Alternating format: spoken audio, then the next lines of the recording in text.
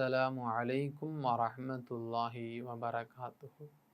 அல்ஹம்துலில்லாஹி ரப்பில் ஆலமீன் வஸ்ஸலாத்து வஸ்ஸலாமு அலா சய்யிதினா முஹம்மதிர் ரசூலில்லாஹி ஸல்லல்லாஹு அலைஹி வஸல்லம். அம்மா பஅத். அருமையான ஜெம் டிவி நேயர் பெருமக்களே, உங்கள் மீதும் உலக மக்களாகிய நம் அனைவர் மீதும் எல்லாம் அல்ல அல்லாஹுவின் பேரருள் உண்டாகட்டுமாக. அருமையான நேயர் பெருமக்களே, இஸ்லாமிய நற்போதனைகளில் இன்றைய தினம் நாம் பார்க்கவிருப்பது இறைவனின் மன்னிப்பு கிடைக்காத இருவர். நபிகள் நாயகம் ரசூலுல்லாஹி ஸல்லல்லாஹு அலைஹி வஸல்லம் அவர்கள் கூறியதாக அபூ ஹுரைரா ரலியல்லாஹு அன்ஹு அவர்கள் அறிவிக்கக்கூடிய இந்த ஹதீஸ் முஸ்லிம் என்கிற கிதாபில் 5014வது ஹதீஸாக பதிவு செய்யப்பட்டிருக்கிறது. நபிகள் நாயகம் ஸல்லல்லாஹு அலைஹி வஸல்லம் அவர்கள் சொல்லுவார்கள், ஒவ்வொரு வியாழக்கிழமையும் திங்கள் கிழமையும் ஒவ்வொரு மனிதனுடைய அமல்கள் இறைவனிடத்தில் சமர்ப்பிக்கப்படுகிறது. அப்போது அந்த நாளில் கண்ணியமும் மகத்துவம் பொருந்திய அல்லாஹ் தனக்கு இணை வைக்காத ஒவ்வொருவரையும் மன்னிக்கிறான். துஅரதுல் அஅமாலி ஃபீ குல்லி யௌமின் ஹமீஸின் வ இஸ்னைன் ஃபயக்ஃபிருல்லாஹு அஸ்ஸ வஜல் ஃபீ தாலிகல் யௌம் லிகுல்லி இம்ரிஇன் லா யுஷ்ரிகு பில்லாஹி ஷைஆ.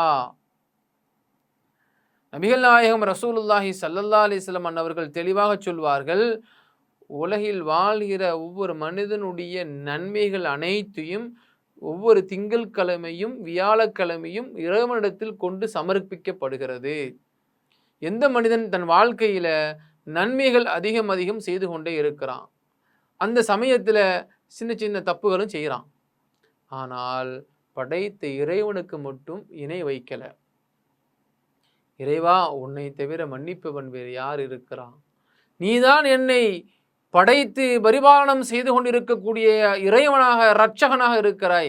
நீயே அனைத்தையும் படைத்து அனைத்து விதமான ஆற்றலையும் பெற்றவனாக இருக்கிறாய் என்ற நம்பிக்கையில் அவன் கொஞ்சமும் குறையல, அல்லாஹ்வுக்கு இணை வைக்காம நன்மைகளை செய்து வாழ்கிறான்.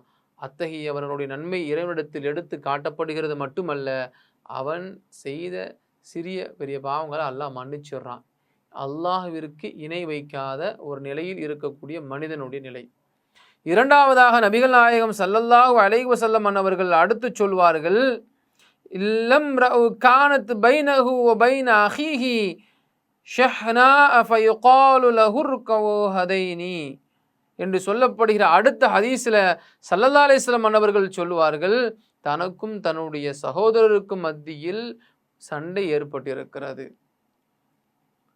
இப்போ அண்ணன் தம்பிக்கு மத்தியில் ஒரு சண்டை, அண்ணன் தம்பிக்கிட்ட பேச மறுத்துட்டார். இனிமேல் உனக்கு எத்தகைய உதவிகள் ஏற்பாட்டாலும் நான் செய்ய மாட்டேன். பரம விரோதியை போன்று அல்லது கொடிய ஒரு எதிரியை போன்று பாவித்து அந்த மனிதனை உடைய உறவை விட்டும் விலகி இருக்கிறார்.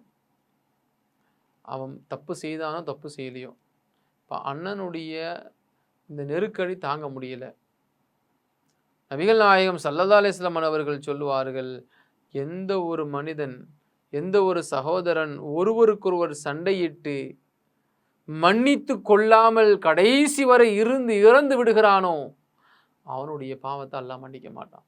யார் பாதிப்பிற்குள்ளானாரோ அவருடைய அந்த பாதிப்பிற்குண்டான மன்னிப்பை வழங்காத வரை அல்லாஹ் அவரின் பாவங்களை மன்னிக்க மாட்டான். இப்போ நம்ம ஒரு நபருக்கு ஒரு கஷ்டத்தை கொடுத்துட்டோம், அவங்ககிட்ட போய் மன்னிப்பு கேட்கணும். இப்போ ஏதோ ஒரு நேரத்தில் உன்னை தப்பாக பேசிட்டேன்ப்பா, உன் மனசு காயப்படுத்துகிற மாதிரி பேசிட்டேன்ப்பா, இதை நினச்சிக்கிறாதப்பா, மன்னிச்சுக்கப்பா, மாஃப் செய்து கொள்ளுப்பா அப்படின்னு போய் கேட்கணும். கர்வம் பிடிச்சி நான் எப்படி உங்ககிட்ட வந்து பேசணும்? இன்றைக்கி அண்ணன் தம்பிக்கு மத்தியில் எவ்வளவு சண்டை சச்சரவுகள், அண்ணன் தம்பிக்கு மத்தியில் எவ்வளவு பிரச்சனைகள், ஒருவருக்கொருவர் சண்டையிட்டு மரணம் வருகிற வரை பேசாமல் இருக்கிற நிலை.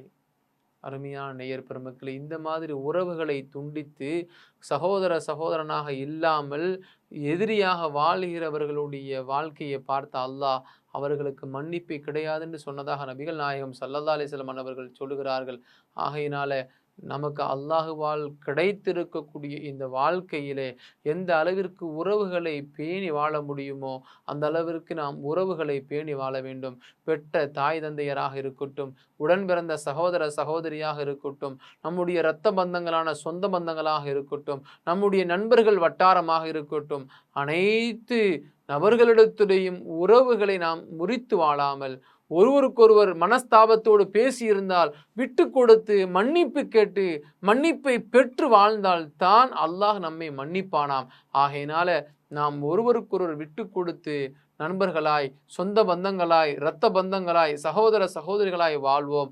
எல்லாம் அல்ல அல்லாஹ் அதற்கு உதவி செய்வானாக. அதே சமயத்திலே அல்லாஹ்விற்கு இணை வைத்து விடாமல் ஓரிரை கொள்கையில் பிடித்தமுள்ளவர்களாய், ஓரிரை கொள்கையில் உறுதியானவர்களாய் வாழ்ந்து ஈமானிய பலத்தோடு வாழ்ந்து ஈமானிய பலத்தோடு மரணிப்போம். உண்மையான ஜன்னத்துல் ஃபிர்தௌஸ் என்கிற அந்த சுவர்க்கத்தில் அடைகிற நம்பிக்கையாளர்கள் ஒருவராக அல்லாஹ் நமக்கு எல்லா சகல நற்பாக்கியங்களையும் வழங்குவானாக. அஸ்ஸலாமு அலைக்கும் வரஹமத்துல்லாஹி வபரகாத்துஹு. இன்ஷா அல்லாஹ் மீண்டும் நாளை சந்திப்போம்.